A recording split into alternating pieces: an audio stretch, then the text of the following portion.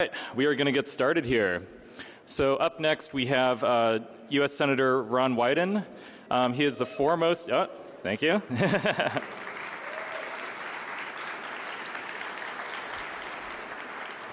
So Senator Wyden is the foremost defender of America's civil liberties in the U.S. Senate and a tireless advocate of smart tech policies. Years before Edward Snowden blew the whistle on the dragnet surveillance of Americans, Wyden warned that the Patriot Act was being used in ways that would leave Americans shocked and angry, and his questioning of NSA Director James Clapper in 2013 served as a turning point in the secret surveillance of Americans' communications. Since then, Wyden has fought to protect Americans' privacy and security against unwanted intrusion from the government, criminals, and foreign hackers alike. He has opposed the government's efforts to undermine strong encryption, proposed legislation to hold companies accountable for protecting their users' data, and authored legislation with Rand Paul to protect Americans' Fourth Amendment rights at the border.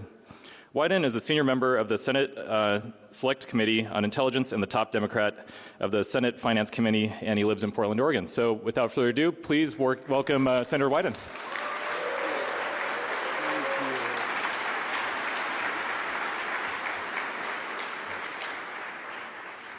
Thank you very much for that unquestionably inflationary introduction.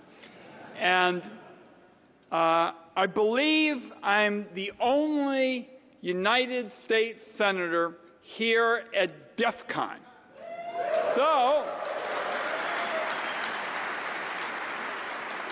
I am so honored to extend a greeting from 1% of the United States Senate to all of you. We're going to get these numbers up in the years ahead, folks. Count on it.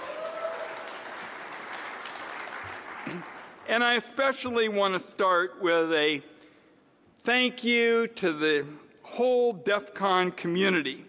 And my sense is that you don't hear people with election certificates say this very often, if at all. But my view is that white hat hackers are absolutely irreplaceable in the technological age. And what I'm going to go back and tell my colleagues is white hat hackers do our country an enormous service by finding security lapses and often shaming the government and companies and fellow coders into fixing them. Hackers also make it harder for the government to hide when it spies on Americans or collects their information. So my view is the strength of white hat hackers makes America stronger and Americans safer, and I want to begin tonight by making sure you know this United States Senator appreciates that.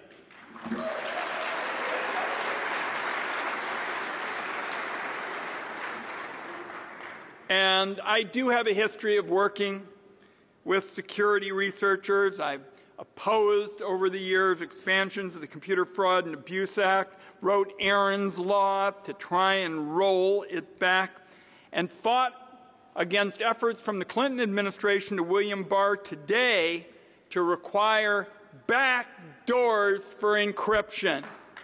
Back doors. Backdoors will leave America less safe, folks. Encryption is not a debate between strong security and liberty. It's a debate between stronger security or less strong security. And if you want the strongest security in America, you have to be for strong encryption and no backdoors.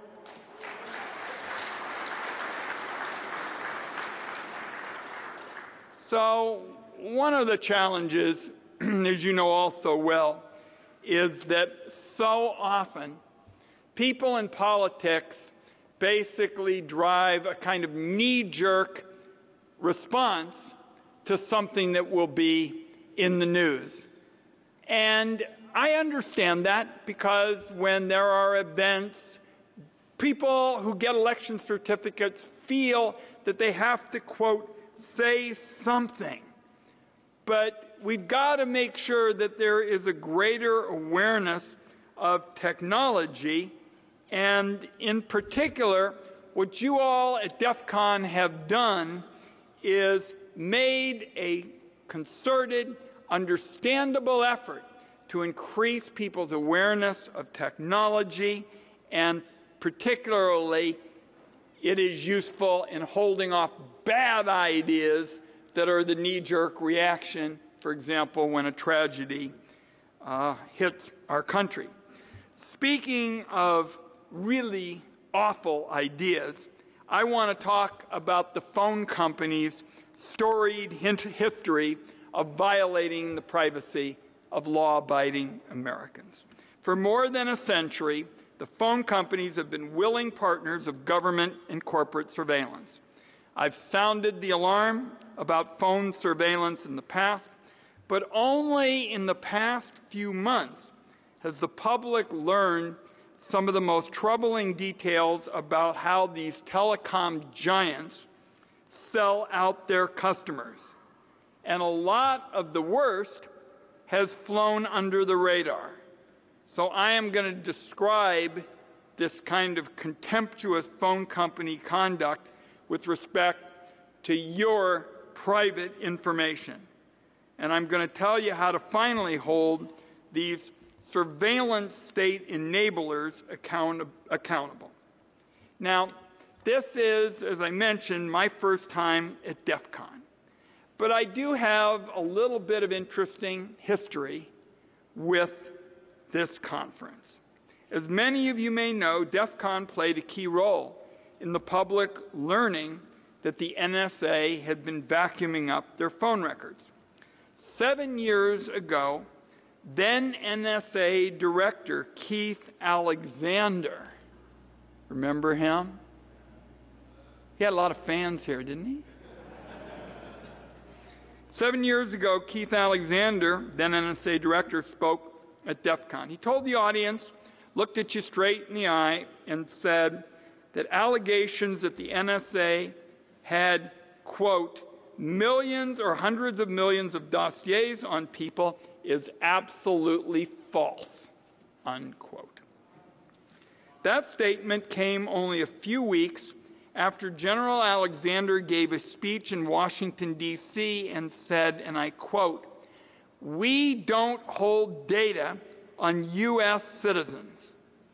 Now, I remember him saying that at this speech, and I said to myself, that is one of the most untruthful statements ever made in the history of the United States about government surveillance. General Alexander was lying, and as a member of the Senate Intelligence Committee, I knew he was lying. For years, along with Senator Feingold and Udall and Durbin, I've been fighting to warn the American people that the government had secretly interpreted Section 215 of the Patriot Act. I warned that when Americans came to understand how the Patriot Act was being used, they would be stunned and they would be angry. Secret interpretations of the law run contrary to everything the Founding Fathers believed in. Secret interpretations of the law corrode democracy, and secret interpretations of the law must be stopped. Now, because this program was classified, my Intelligence Committee colleagues and I couldn't reveal it to the American people. But thanks to Keith Alexander's public claims at DEFCON and all these fabricated statements that he was making, I finally had a hook to ask a public question about NSA mass surveillance. So at the next public intelligence oversight hearing in March 2013, I asked James Clapper, the Director of National Intelligence, if General Alexander was telling the truth. I bet some of you might remember the answer. Director Clapper said that the NSA did, quote, not wittingly collect data on U.S. citizens. That was also a lie. As everybody knows, NSA was out there scooping up millions of innocent Americans' phone records. A few months later, in the summer of 2013, Edward Snowden revealed to the world that the government had, in fact, been vacuuming up vast numbers of Americans' domestic phone records, and you might be interested to know he noted that he had been watching Mr. Clapper's false testimony to the Senate and to the country. Americans were, in fact, stunned and angry. Section 215 will be expiring later this year, and Congress is going to be asked to reauthorize it. It is extraordinarily important that the Patriot Act phone record surveillance, program be one in which checks are put in place so as to protect law-abiding Americans and their checks that are not in place now. Section 215 was not a one-off. Telephone companies have been partnering with the government to spy on Americans for as long as they've ever been around. Even before the phone companies existed, phone companies spied on their customers. Starting in 1919, the U.S. government's first code-breaking agency, known as the American Black Chamber, illegally intercepted international telegrams through the willing participation of telegraph companies like Western Union. In 1929, President Hoover's Secretary of State, Henry Stimson, shut down the program as soon as he learned about it. He said, "Gentlemen, do not read other gentlemen's mail." Now, that might be an old-fashioned way to put it, but he sure was a patriot who understood the dangers of indiscriminate domestic spying. But the problems continued. Beginning in 1945, the U.S. Army and later the National Security Agency was given copies of all telegrams, domestic and international, carried by the three major phone companies. The companies only agreed to help after they were personally assured by the Secretary of Defense they wouldn't be prosecuted. They wouldn't be prosecuted and their involvement would be kept secret. That surveillance program was known as Operation Shamrock, and it was around for 30 years until Frank Church shut it down. Later, shortly after 9/11, George W. Bush authorized the NSA to conduct a dragnet surveillance program, sweeping up both metadata and content of emails and phone calls. This was a massive illegal spying program, and it could take place only because major telecommunications carriers gave the NSA direct access to their networks. Once this program became public, the phone companies got sued by the ACLU, by the Electronic Frontier Foundation. They got sued by everybody in sight. In response, Verizon argued in court that it had a First Amendment right to share its customers' private data with the NSA. When that didn't work, the phone companies got Congress to give them a get-out-of-jail-free card. 31 senators said, "No, sweetheart, immunity deal for the phone companies," and I'm proud of one of those senators being me, because it was outrageous that the phone companies got that deal. Now, dragnet surveillance, you basically can't do it without the private sector being willing, which, by the way, Dick Cheney, who I don't quote all the time, admitted in a 2008 speech. So that brings me to another spying program that needs some attention, and this is the Drug Enforcement Administration's phone spying program. Earlier this year, the Justice Department Inspector General revealed that the Drug Enforcement Administration had occupied and operated an illegal bulk spying program for more than 20 years.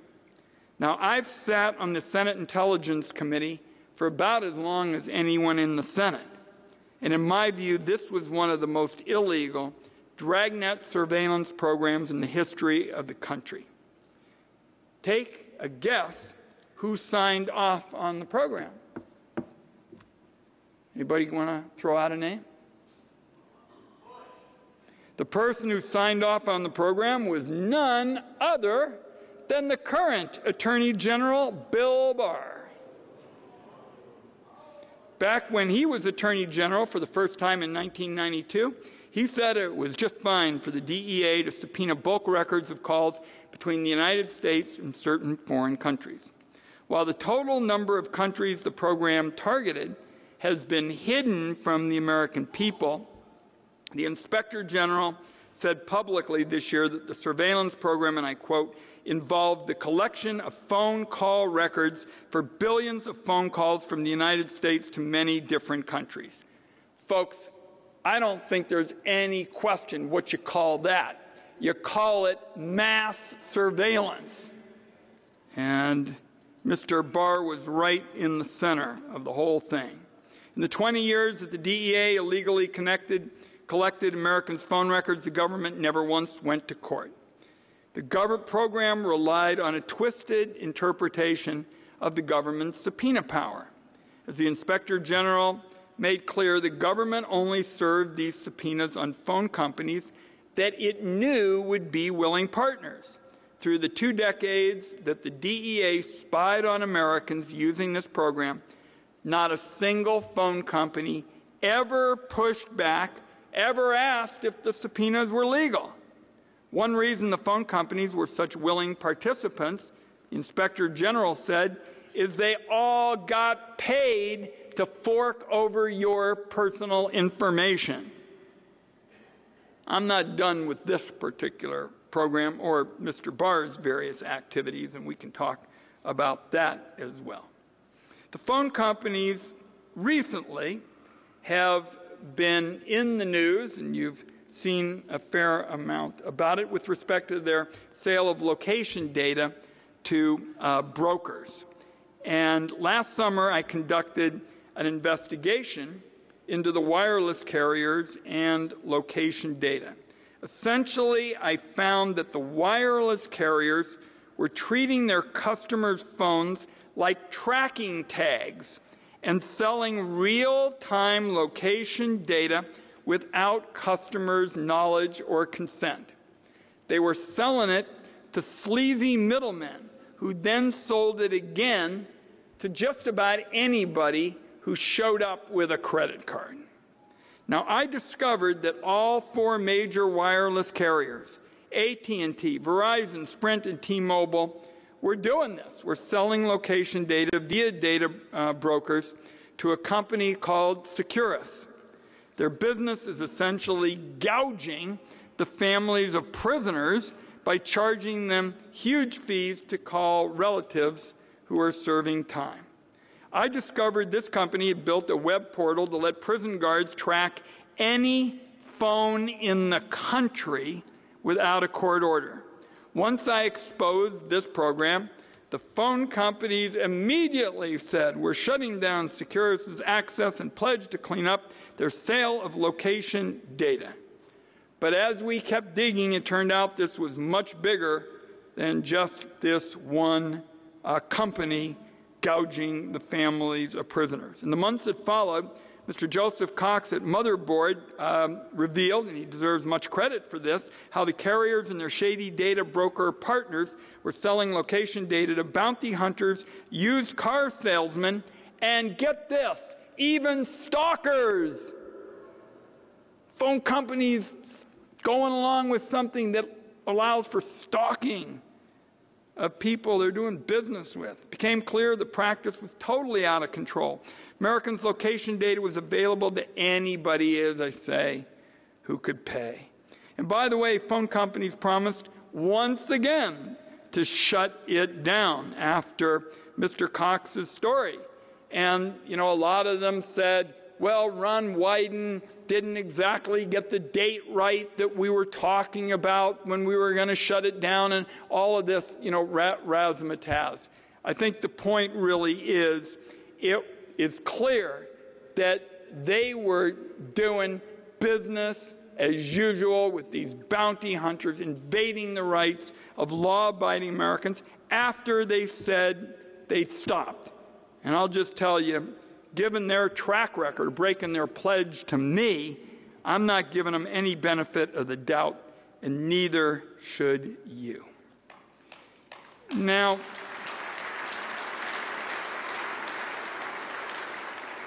I want to just go a little bit further on why the wireless carriers are so unbelievably bad on privacy. One thing that frequently comes up in the debate about privacy, particularly after Cambridge Analytica, is the saying, quote, "If you aren't paying for the product, you are the product." This pretty much explains the privacy invasions we've seen from Facebook. But the phone companies aren't offering a free product. Americans pay a lot for our cell phone plans, and they still get their privacy violated. Here's my sense of what is happening. The wireless carriers depend on government licensed spectrum to operate. So that gives the government, just by virtue of that, a lot of power over the companies. The Federal Communications Commission has historically been at the beck and call of law enforcement and intelligence interests, and has used its authority to approve or deny licenses as a means to ensure that other government agencies get what they want. For example, in the early 2000s, when a few companies started to offer satellite phone service, the FCC sat on the license application from the satellite phone company at the FBI's request. It didn't okay the license until the company agreed to put its downlink station in the United States instead of Canada, so that the government could force the company to wiretap calls. Force the government to wiretap calls. Americans need a regulator to manage the public spectrum, but the FCC wields its power not in the public interest, but in the government's interest. It's no surprise the phone companies choose to get paid by the government when they can get it instead of fighting with the government. While tech companies like Apple, Cloudflare, and Yahoo have fought the government over problematic surveillance requests, the government doesn't have nearly as much power over them as it does over the phone companies. That explains the phone companies' willingness to put the government's needs over their customers. But what about the sale of location data to data brokers? There is a big problem here, and it's really two words: Ajit Pai. He's the Federal Communications Chairman, and he doesn't believe the agency ought to be in the business of regulating the wireless carriers or privacy and cybersecurity. Whether it involves the sale of location data, shady middlemen, or the carrier's shoddy track record in securing networks from hackers and foreign spies, exploiting flaws in SS7, Chairman Pai has made it clear he is just going to sit it out on the sidelines. When you have the industry's primary regulator basically saying he just doesn't have any interest in accountability when it comes to these industry violations, what you have is a situation where the carriers say, hey, look, let's just rake in a little bit of extra money by going even further. Let's go further. And in this case, sell their customers' location data to even more people. So, the status quo isn't working so well.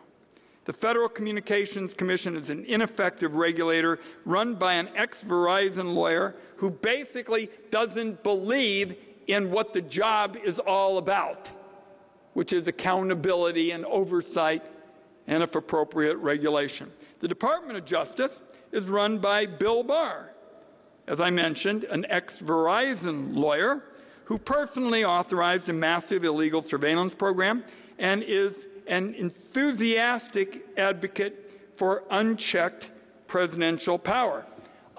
If any of you are having trouble sleeping, I gave a long speech about Mr. Barr, specifically on the floor of the Senate, and talking about his entire privacy record, basically which also is supplemented by the proposition that he believes the president is just above the law, that there are no laws that really are relevant to the president. This issue fundamentally is about a lot more than just privacy. The total absence of any effective privacy regulation, combined with the carrier's repeated willing participation in illegal surveillance programs, is basically serving as the building blocks for Donald Trump and future administrations to expand the surveillance state and use it against their political enemies. Sadly, I have to tell you that sometimes you look at this and you say, really doesn't even matter which party is in control. Government agencies will fight any effort to limit their power, and most politicians just aren't willing to spend the political capital and the time and the energy to take them on. But I want you to know that as long as I have the honor to represent Oregon in the United States Senate, I gather we've got some Oregonians in the House? Oh. I don't want to make some of you feel bad, but all the Oregonians in the House get to participate in the most logical, sane system of voting in the United States. We vote by mail, and one day everybody in America is going to vote by mail because I'm going to make sure it happens. It's time.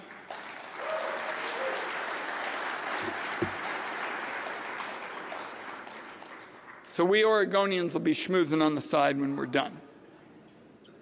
But suffice it to say, I'm just not willing to accept business as usual in this government overreach, surveillance state that I have just described. And here's my playbook for how to fight back. First, Congress must pass comprehensive privacy legislation that finally gives the Federal Trade Commission the tools it needs to hold companies accountable for privacy violations. It is my view that CEOs should face jail when they lie to the government about their privacy policies. And we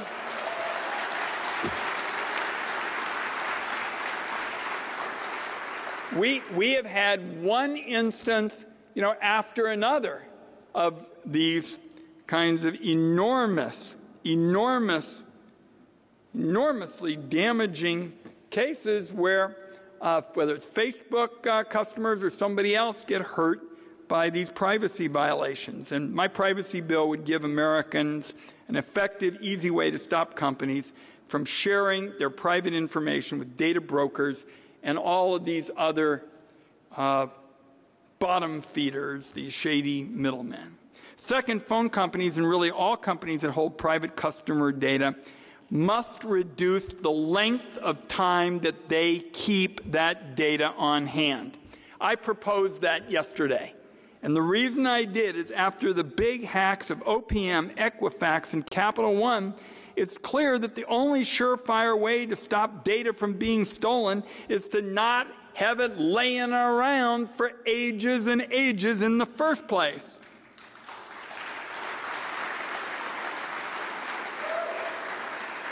The wireless carriers keep information about Americans' calls and texts and locations history for far too long.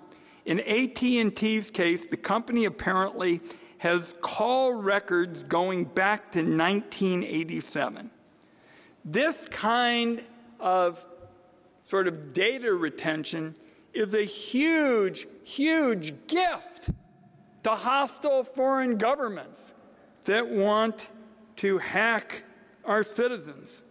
So I did, as I said, this week, in effect, write to the wireless carriers, told them they ought to delete records once they no longer serve a legitimate purpose, and if they don't do it, I'm going to make sure that the Congress gets serious about stepping in and doing it for them.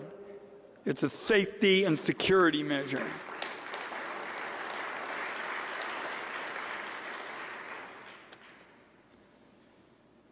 And third, the Supreme Court last year held that the government needs a warrant to collect location data. But there are still unresolved questions, including whether or not the court's decision in the Carpenter case even applies to the intelligence community. So I will be introducing an updated version of my GPS Act in the coming months to ensure that the government cannot track Americans without a warrant. In each of these efforts, I certainly have appreciated many of you and DEFCON giving us technical help. I want to close by talking about the debate that you're going to see later this year and why it's so important that those who care about the real need for liberty and security and understand that the two are not mutually exclusive. Good policies get you both. Bad policies get you neither. Is that Section 215 of the Patriot Act expires in December of this year, December of 2019. Now, as sure as the night follows the day,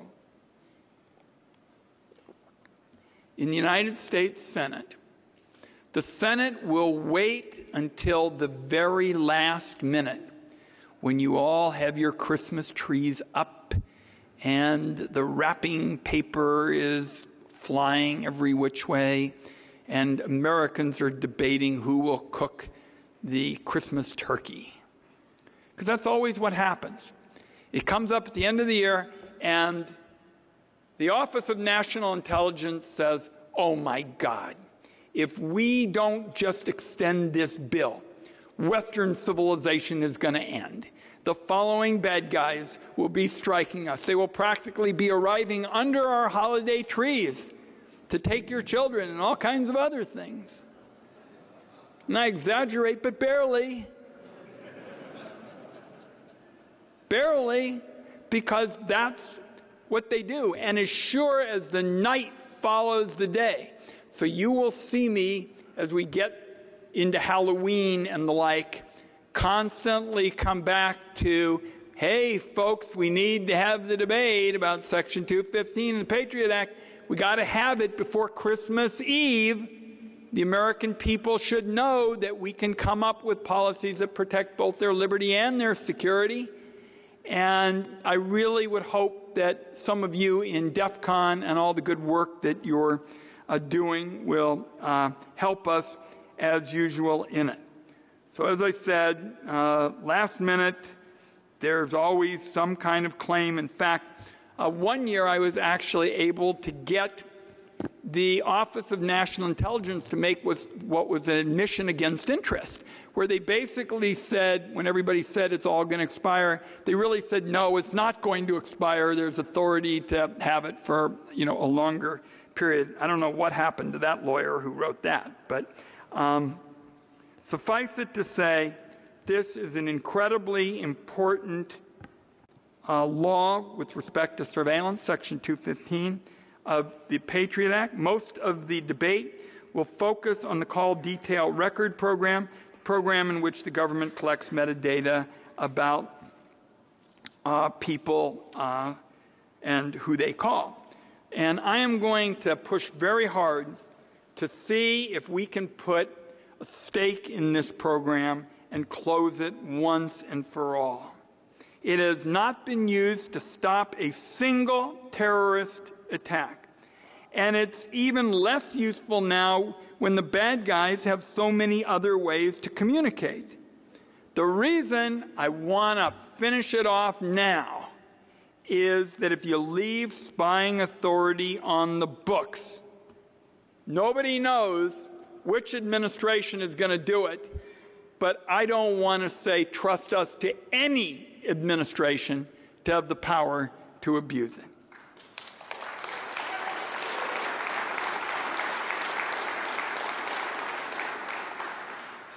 So the phone records dragnet is important, but there are other sections of 215 that are important as well. In 2014, the FBI and Director of National Intelligence confirmed in unclassified letters to me that the intelligence community used Section 215 to obtain historical records of Americans' location data. I made one of those letters public a few weeks ago. Earlier this year, the Director of National Intelligence also revealed the intelligence agencies still haven't been told how they should interpret the Carpenter decision, holding that location data is protected by the Fourth Amendment. So, here we are, Section 215, one of the most powerful surveillance laws on the books. A law that has been abused by the government before, and the person who is now in charge of the Department of Justice, Bill Barr. Mr. Barr has shown an eager willingness to perform legal gymnastics to let the government spy on Americans. So before Congress reauthorizes Section 215, I think it's critically important that the public be told whether or not the government believes it still may use this law to track Americans' phones without a warrant. If you want to break the classic cycle of Congress rubber stamping, Congress needs to hear from the American people that this is something they care about. And I'll just close by way of saying there is no question in my mind that white hat hackers, the DEFCON community, really gets it.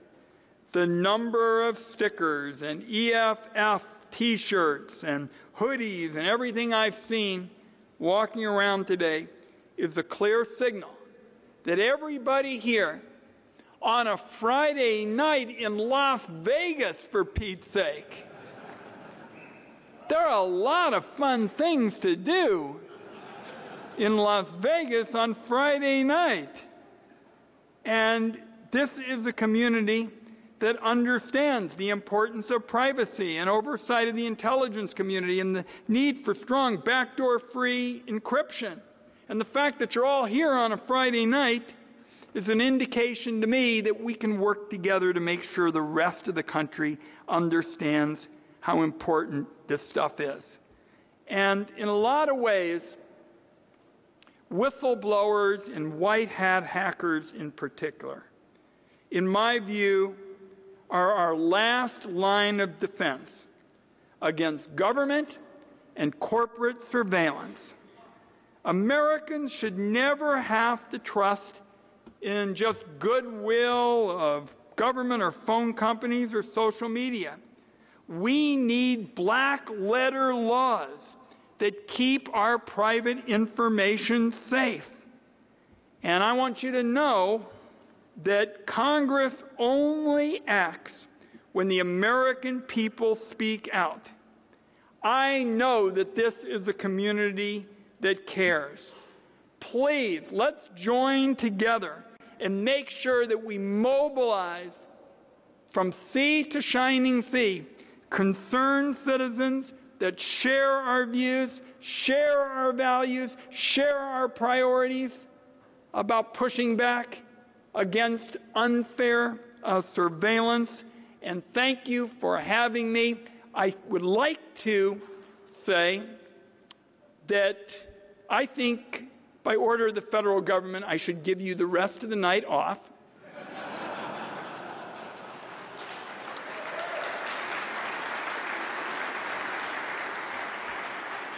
And before I do that, let's just together keep up fighting the good fight. Thanks, everybody.